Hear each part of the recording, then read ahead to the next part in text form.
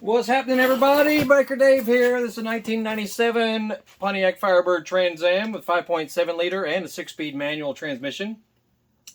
One of the more ridiculous inventions by General Motors for their stick shift models to save fuel is called the skip shift feature.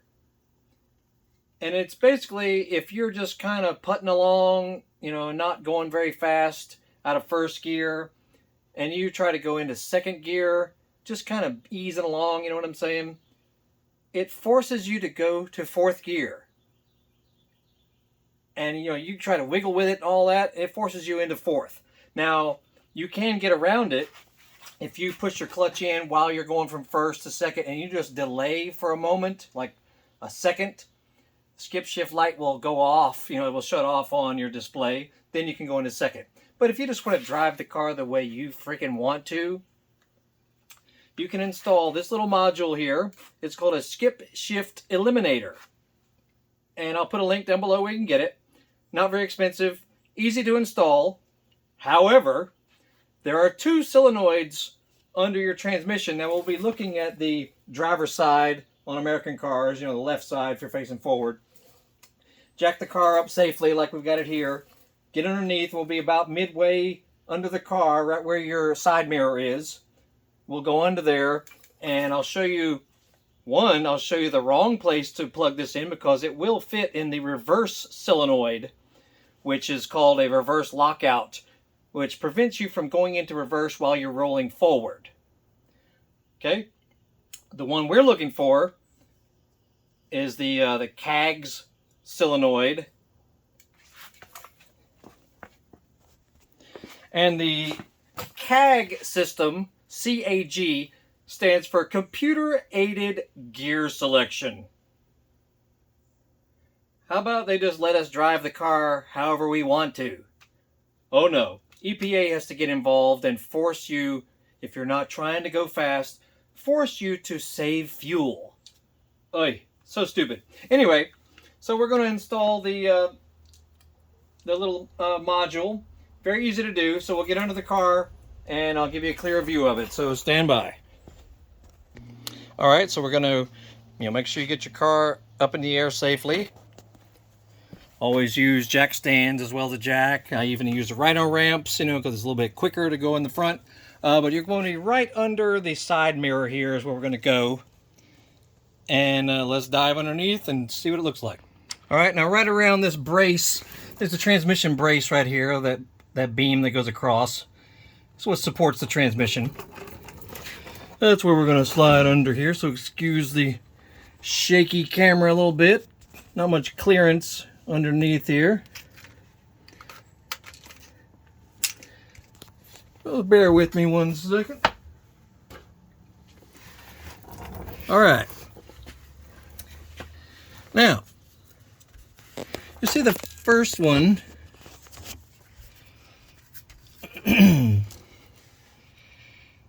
That first one there, that's the reverse lockout solenoid. This prevents the car from going into reverse if you are rolling forward, basically. Now, this module could plug into that just fine and normal, but what you would find is that the car will not shift into reverse at all. So, just letting you guys know that. The one we're looking for is just forward of this one. It's a little dirty. Hold on, let's get a little better view here. See that dirty plug right there? That's the one we're after. So it'll be it's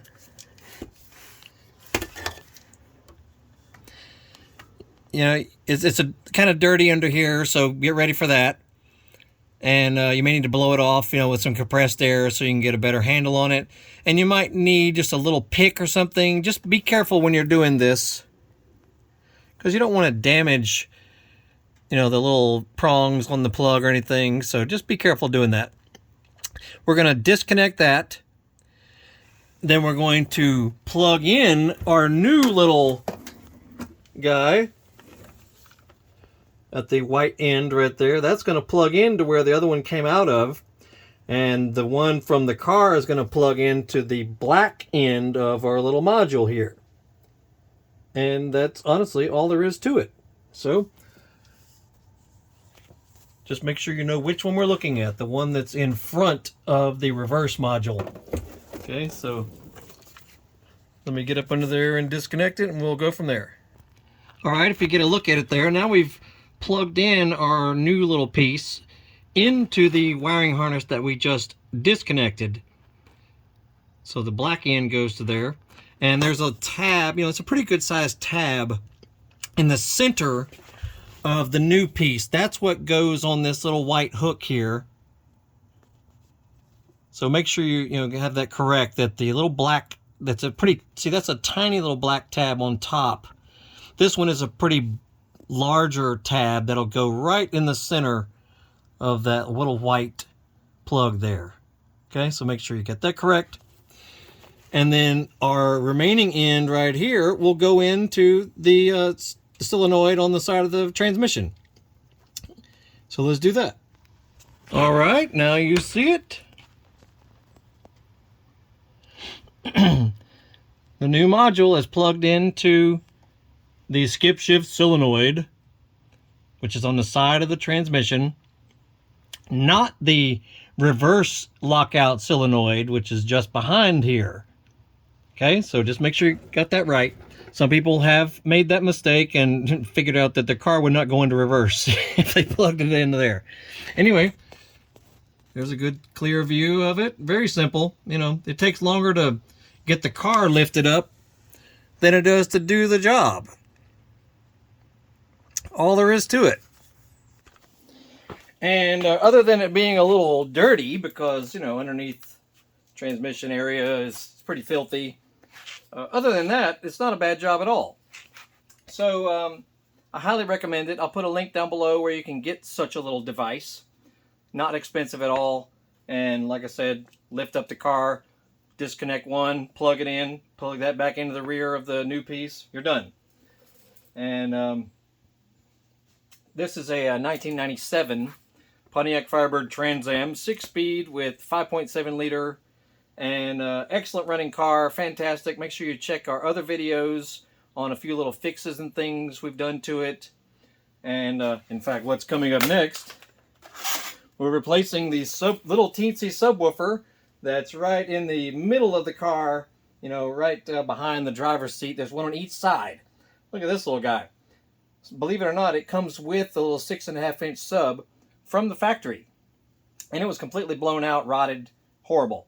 So yeah, look at this. That's going to be next on the list.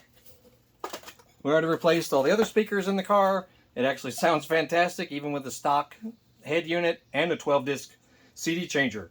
Pretty cool. Anyway, that's that. So yeah, so scan through our channel. You might see some things that might help you. And we're always up to something, you know, relating to motorcycles, dirt bikes, Harley Davidsons, scooters, you know, Honda Groms, you know, all kinds of stuff. So check out our channel. You might see some things that'll help you. And make sure you Google Horsepower House. You'll find our eBay store, Amazon store, Facebook page, 2 YouTube channels. So check it out. Biker Dave signing off. You'll have a great afternoon.